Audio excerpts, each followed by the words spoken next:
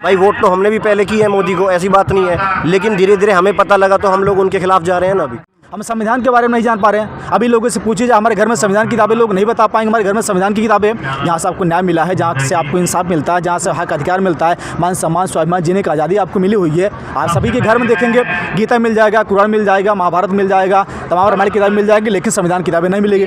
सरकार जो है वो जाति के आधार पर हमको जाति सर्टिफिकेट दे देती है। धर्म उनके लिए खतरे में है ना, लेकिन जो है आप देख रहे होंगे कि 65% ओबीसी है। ओबीसी के बाद भी एससी है, एसटी माइनॉरिटी के लोग हैं। सबसे ज़्यादा आबादी जो है 85% आबादी जो ज़्यादा जो है वो ओबीसी एससी एसटी माइनॉरिटी के लोग हैं। लेकिन जो धर्म के लोग हैं वो धर्म के नाम पर उनको गुलाम बनाना चाहते हैं, धर्म के नाम पर शोषण कर रहे हैं। आप देख भी रहे होंगे हिंदू मुस्लिम के नाम के लड़ाना चाहते हैं, एक दूसरे में दंगा फसाद कराना चाहते हैं। इस देश में वो शांति चैन नीति की जो है नहीं चाहते कि लोग जो है चैन की नीति यहाँ पर सोए। जब सावन का महीना चला था, लगातार सोशल मीडिया पर दावा किए जा रहे थे जो एक्टिविस्ट थे, दलित एक्टिविस्ट या कोई भी एससी एसटी में, कि ज़्यादातर ओबीसी एससी एसटी कावड़ लेके जा रहा था। बिल्कुल यार, बिल्कुल सत्य है। वह गुलामी में जी रहे हैं, धर्म के नाम पर उनको शोषण किया जा रहा है, उनकी आंखें नहीं खुल पा रही है। उन लोगों को भी हम सचेत कर रहे हैं, बाकी जागरूक भी हम लोग लगातार करते रहते हैं कि धर्म में हमारा कुछ नहीं रखा है। धर्म में सिवाय शोषण के अलावा, मंदिरों में सिवाय शोषण के अलावा, वहाँ हम जाते हैं जो दान दक्षिणा भी उनको देते हैं, वो लोग मजबूत हो रहे हैं, हम थोड़ी मजबूत हो रहे हैं। हम तो अपने जेब से पैसा उनको दे रहे हैं ना। आने वाले समय आप देखेंगे इसी ओबीसी महासभा की तरफ से पूरा जंतर मंतर भरा आपको दिखाई पड़ेगा। हजारों लाखों की संख्या में लोग होंगे। अभी आप लोगों ने आंदोलन मध्य प्रदेश में देखा होगा।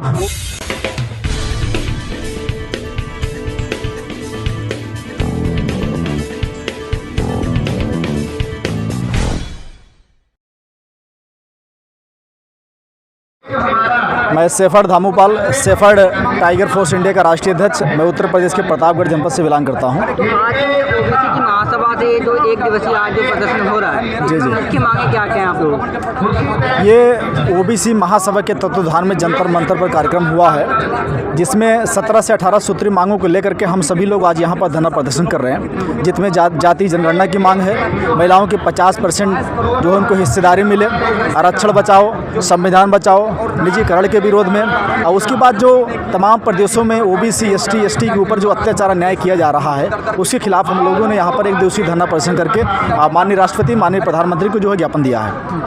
एक तरफ आप लोग बोलते हैं कि जो जातिवाद है वो गुंडागर्दी तरीके से बताते हैं, ऊपर से आप बोलते हैं कि जाति का जनगणना भी कराएं। जी देखिए, जाति, क्योंकि सरकार जो है वो जाति के आधार पर हमको जाति सर्टिफिकेट दे देती है, ठीक है। और अब सरकार जो है जाति जनगणना नहीं करा रही है। हम लोग चाहते हैं कि जाति जनगणना की मांग भी कर रहे हैं, जाति जनगणना कराई जाए। क्योंकि अभी तक आपने भी देखा होगा कि जितने भी पशु जीव जंतु हैं सभी की जनगणना हो चुकी है, जानवरों की जनगणना हो चुकी है, जो है पक्षियों की जनगणना हो चुकी है। लेकिन हमारे देश में जो है जो इंसान है उनकी जाति जनगणना नहीं कराई जा रही है। जाति की जनगणना जब करा दी जाएगी, उससे जो है या पूरे तरीके से जो है जानकारी हो जाएगी तो हम कितनी आबादी में हम यहाँ पर रहते हैं, तो उस आबादी के हिसाब से उन जाति को जो है हिस्सेदारी मिलेगी। इसलिए हम लोग जाति जनगणना की मांग कर रहे हैं, साथ ही चाहे वो आर्थिक रूप से हो। साथ ही सामाजिक न्याय समिति की जो रिपोर्ट है उसमें भी ये काम सामाजिक न्याय समिति को दिया गया है। जो रोहिणी आयोग है उसका गठन किया गया था 2017 में, तो उसमें ये पाया गया था रोहिणी आयोग ने कि जो 983 जातियाँ हैं जिन्होंने कभी आरक्षण लिया ही नहीं है। इसलिए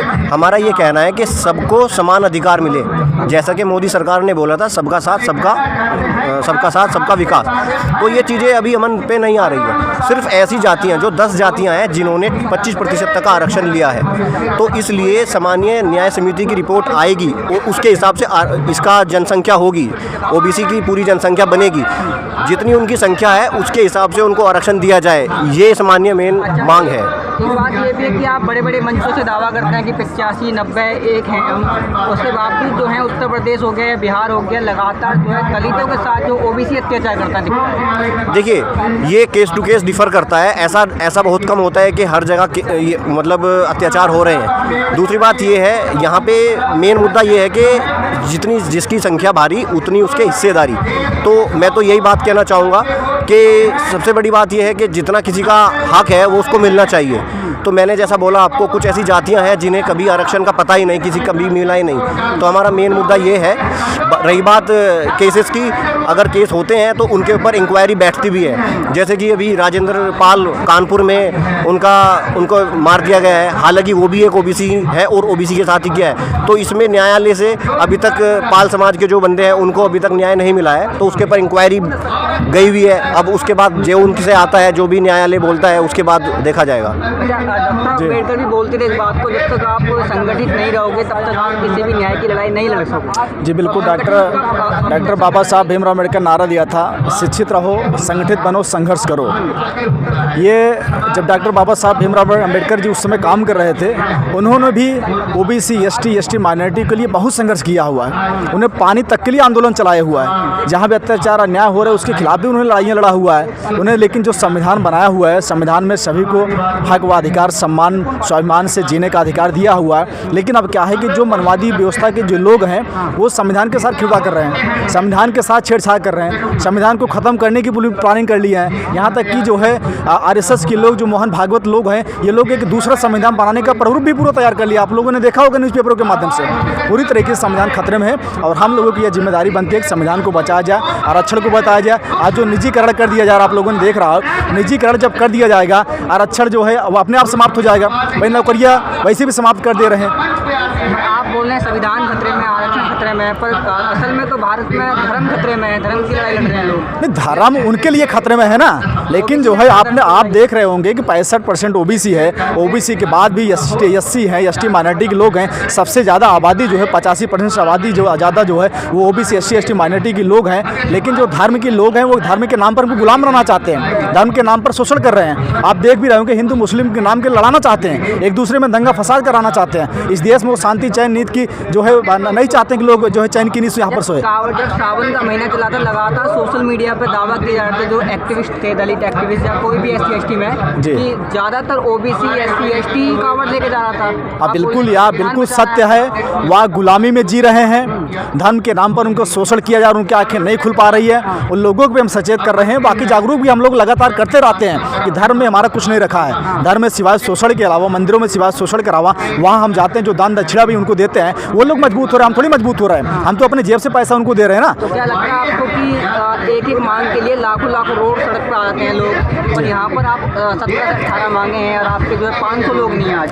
ऐसा है कि जो यहाँ का सिस्टम है, क्योंकि जो परमिशन दिया जाता है वो लगभग 200 लोगों तक दिया जाता है। उसके बावजूद हम सभी लोगों ने ओबीसी महासभा के जो मेन पदाधिकारी, जो मुख्य पदाधिकारी हैं, राष्ट्रीय स्तर के, जो प्रदेश स्तर के, बाकी जो कुछ कार्यकर्ता हैं, आसपास के लोग हैं, उनको बुलाया गया, बाकी ज़्यादा लोग नहीं बुलाया गया। आने वाले समय आप देखेंगे इसी ओबीसी महासभा की तरफ से पूरा जंतर मंतर भरा आपको दिखाई पड़ेगा। हजारों लाखों की संख्या में लोग होंगे।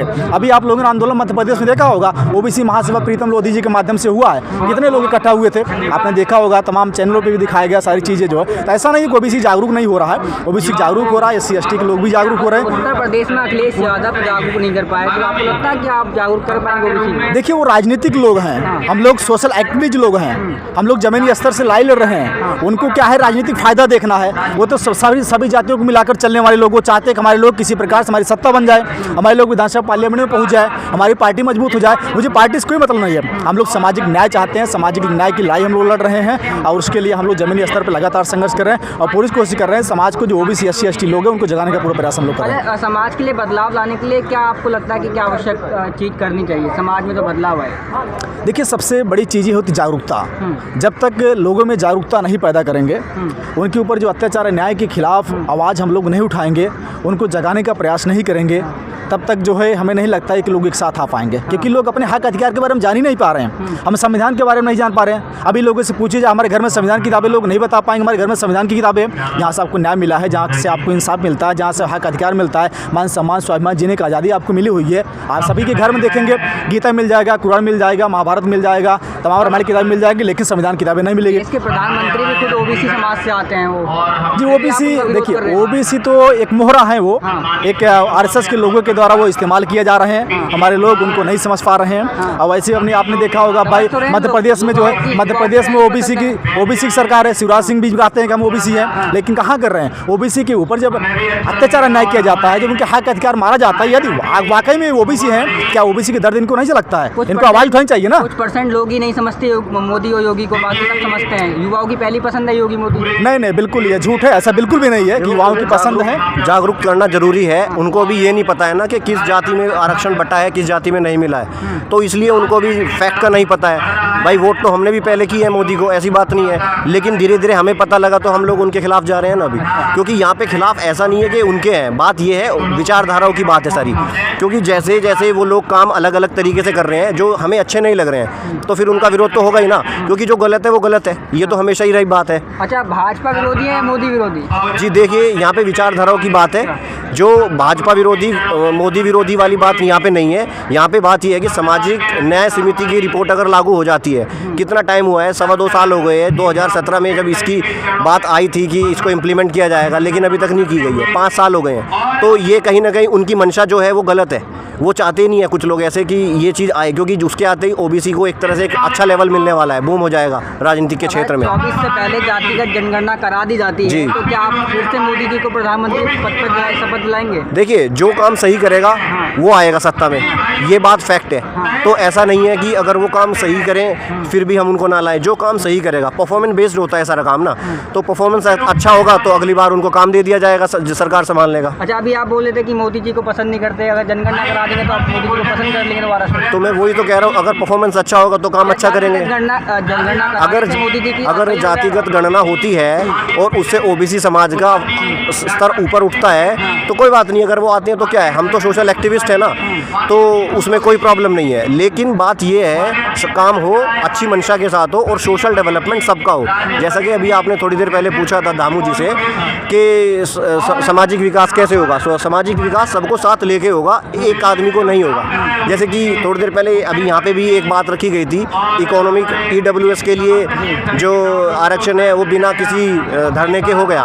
तो ऐसे ही इन लोगों को, जो सरकार को, जो सामाजिक न्याय समिति है वो भी बिना धरने के कर देते हैं, जल्दी करें काम उस पर, तो वो काम नहीं आ रहा है। क्योंकि कहीं ना कहीं मंशा ये है कि राज हमें करना है बहुजनों पर। तो जब ये विचारधारा आएगी तो हम मोदी जी के खिलाफ है। अगर ये विचारधारा के साथ मोदी जी सामने आते हैं या भाजपा सामने आती है तो ये विचारधारा नहीं चलने देंगे हम लोग।